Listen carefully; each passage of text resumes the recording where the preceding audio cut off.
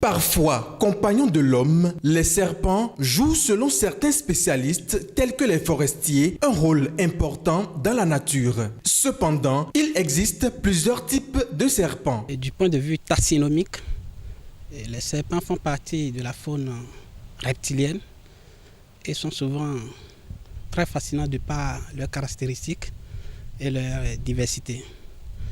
Et il faut comprendre qu'à travers le monde, nous avons environ 3000 différentes espèces de serpents, dont la plupart est utilisée comme compagnon pour les hommes et d'autres les utilisent comme jouets au niveau des enfants. Il y a aussi d'autres qui les utilisent pour des fins magiques ou carrément d'autres les utilisent pour faire le massage. Et nous avons des serpents albinos qui sont généralement des pitons de couleur blanche ou de couleur blanche tachetée de noir ou d'autres couleurs. Et en Afrique, nous n'avons pas de bois, mais nous avons plutôt ce qu'on appelle python de Seba. Et c'est ça que nous appelons ordinairement bois. Sinon, en réalité, en Afrique, il n'y a pas de bois. Et cela veut dire qu'au Bénin, nous n'avons pas de bois, mais nous avons plutôt de python de Seba. Il y a aussi des serpents à 2 ou plusieurs têtes, des serpents tortues, des serpents qui ont 2 pieds. Et il faut dire que ces serpents-là sont assez rares, c'est-à-dire les serpents qui ont 2 pieds. Et certains ont pour habitude de s'amuser avec les serpents. Je vous dis ceci par exemple, il y a un monsieur en Chine qui spécialement partage de la cigarette avec son serpent, qui en imitation de son propriétaire, qui fume un paquet de cigarettes par jour. Et aujourd'hui, fumant 2 cigarettes, c'est-à-dire une le matin et une le soir.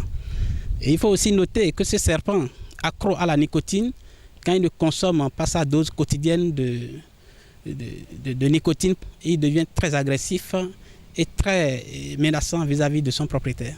Si aujourd'hui on dit Ouida par exemple, ce nom part de là, parce que les pitons sont découverts dans le département de Mono qu'on appelle Adja, précisément Ouida. Ouida signifie le soleil vers l'Orient. Donc, Dan signifie serpent. Donc, on appelle ça Ouida Dangbe. Autrement dit, on dit Ouida, les hommes du soleil vers l'Orient. Ouida Anoulé. Les services rendus maintenant par ces espèces-là à la communauté font leur fierté.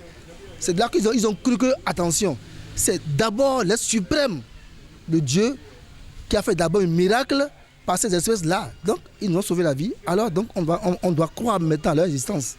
À part ses caractères, le serpent aurait également joué un rôle important avec Asclépios, le fondateur symbolique de la médecine. Et pour rendre hommage au serpent, les pharmaciens l'utilisent comme symbole. Il faut dire que l'importance du serpent, de façon générale en médecine, a pour origine le fait que le dieu de la médecine, du nom de Asclépios, aurait découvert la guérison par les plantes à partir d'un serpent.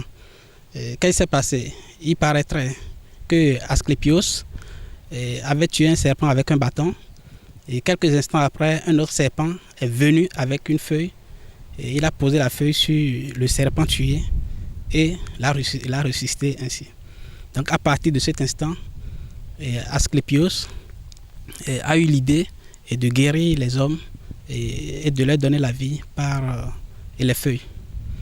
Donc c'est pour ça que ce symbole est pris sur le plan universel pour incarner la pharmacie ou bien la médecine. Pour élever les serpents, c'est souvent au niveau des chercheurs, pour les produits et pour donc atténuer maintenant ceux qui blessent quand les blessés par les serpents. Or, il y a la chasse aux serpents et maintenant quand on arrive maintenant à arriver à mettre la main sur ces serpents maintenant, ils ne font que les donner des produits pour les kidnapper et comme ça ils arrivent maintenant à extraire les venins maintenant, travailler dans les laboratoires afin de faire sortir d'abord donc des sérums anti-venimeux. Malgré les nombreux rôles que jouent les serpents dans la nature, ils mordent parfois. Quand cette situation se présente, que faut-il faire? En Afrique, environ 20 000 personnes meurent chaque année des suites de morsures de serpents. En cas de morsure de serpent, il faut allonger la victime, lui retirer ses bijoux, c'est-à-dire ses bracelets et bagues, et ne pas poser de garrot, et ne pas aussi faire d'incision, ni aspirer le venin avec la bouche. Il ne faut pas également mettre de l'alcool ni de l'éther. Il faut plutôt laver simplement la plaie avec de l'eau et du savon et conduire immédiatement la victime à l'hôpital pour des soins appropriés.